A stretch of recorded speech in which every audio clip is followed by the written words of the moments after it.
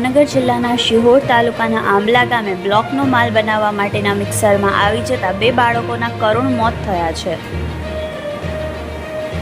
આંબલા ગામે વિપુલભાઈ કરમાટિયાના બ્લોક બનાવવાના કારખાનામાં કામ કરતા પરપ્રાંતીય મજૂરના બાળકોના મોત થયા છે।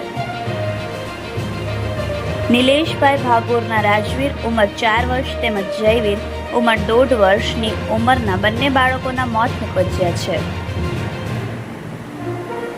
બાળકોએ રમતા રમતા બ્લોક બનાવવા માટેનો માલ બનાવવાના મિક્સરમાં જઈ અને મિક્સર ચાલુ કરી દેતા બંને બાળકોના મોત થયા હોવાનું જાણવા મળી રહ્યું છે।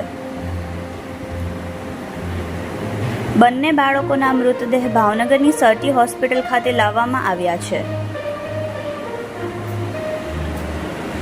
ઘટનાને લઈ પરિવારજનોમાં શોકનું વાતાવરણ। રિપોર્ટર વિપુલ બલિયા, યશ્વી ગુજરાત ન્યૂઝ, શિહોર।